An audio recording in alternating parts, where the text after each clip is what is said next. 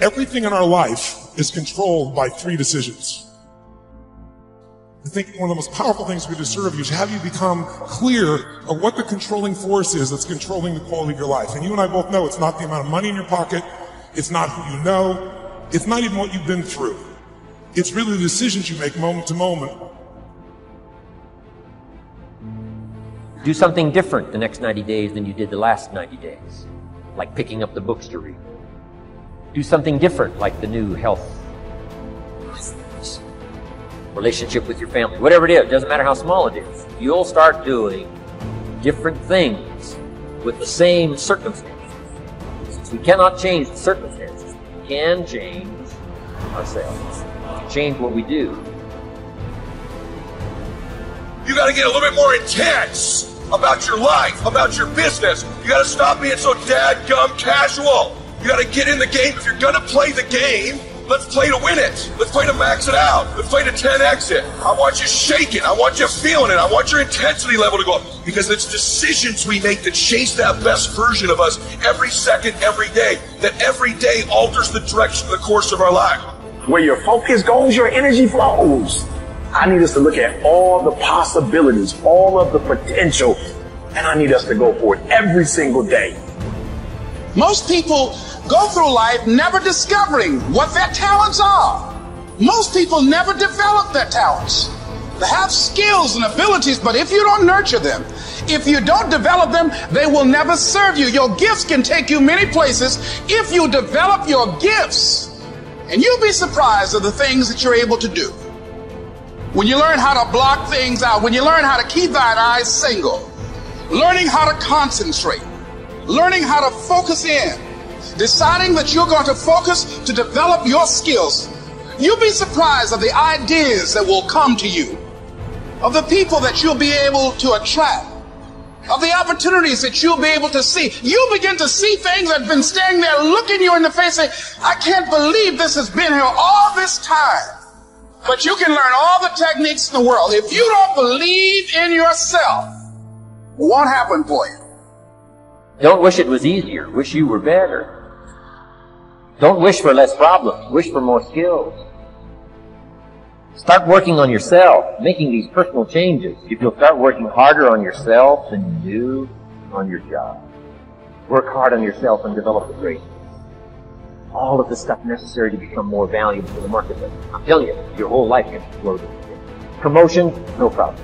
Money, no problem. Economics, no problem. Future, no problem. Just go to work on the right thing. Let the miracle of everything that's available work for you. And start working on the inside. Work on your philosophy. Work on your attitude.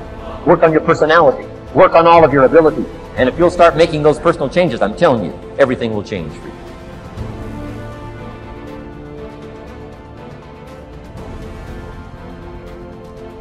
This is a turning point. And when you say I'm going to change, just think of this. The change can be huge. Absolutely huge.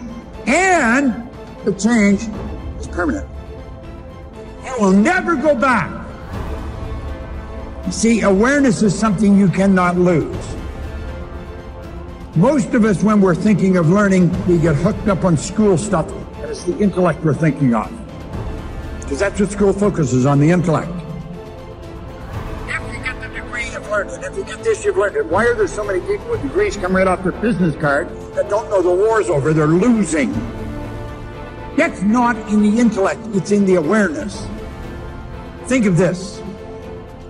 A person isn't earning $100,000 a year because they want $100,000 a year. They're earning $100,000 a year because they're not aware of how to earn $100,000 a month. When you help develop their awareness, it's something they won't lose. Like a baby is not aware of the difference between a woman and a man. Baby's not aware of the difference in a female and a male. That is something a baby has to become aware. They have to learn that. And when the baby develops the awareness, they never lose it. That'll help you understand the difference between awareness and intellect. When you become aware of how your paradigm is controlling you, and then how to change it, there's no end to where you can go or what you can do. None. Now, let's suppose only thing you change as a result of this content. You're going to change your perception of this. You're going to change your perception of you in this business. You're never going to look at this company and your position in it the same way again. You're going to see this as a vehicle that will take you anywhere you want to go. And there's nothing can stop you. Success is something you attract by the person you become. See, that phrase changed my life.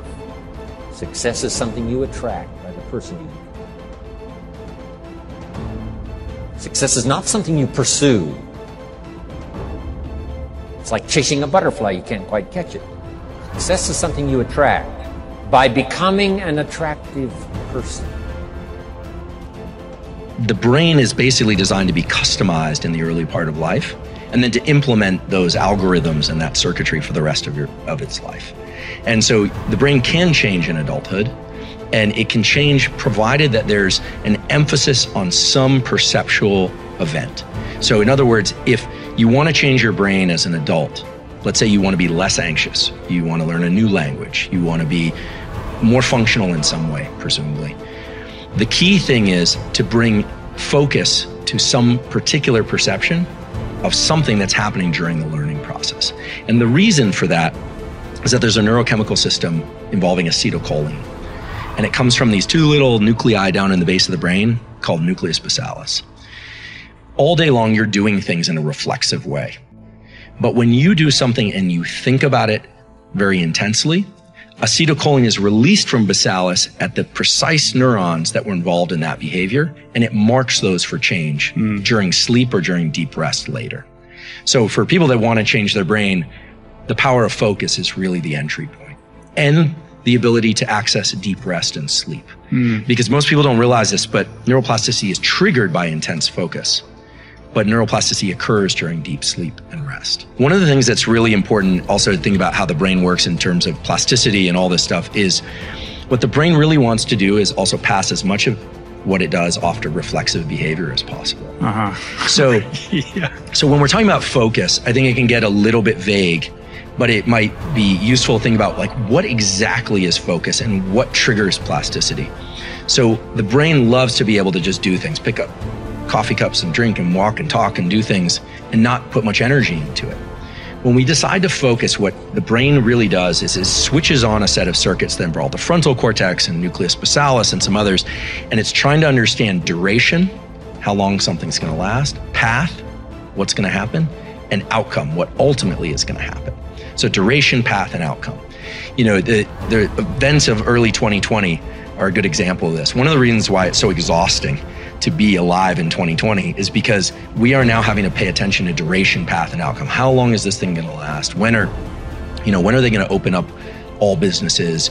Did I touch that door handle? Does it matter? Right. Who are the experts? Are there any experts? There are a lot of questions, whereas normally we can just move through life without having to do all that analysis.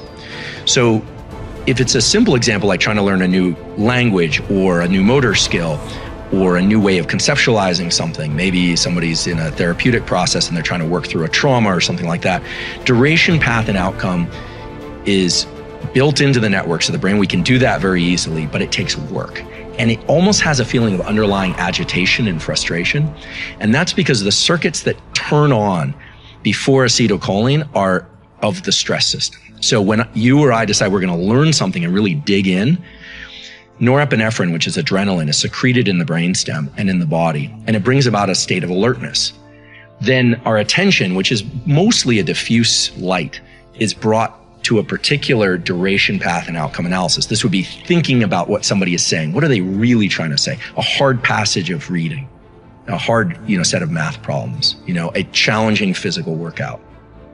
When you do that, these two systems have to work very hard, and the adult brain doesn't really want to change the algorithms it learned in childhood. But if you do those two things, you have alertness and focus. The acetylcholine and the norepinephrine converge to mark those synapses for change. And so the way to think about neuroplasticity, if one wants to change their brain, is bring about the most intense concentration you can to something, and then later bring about the least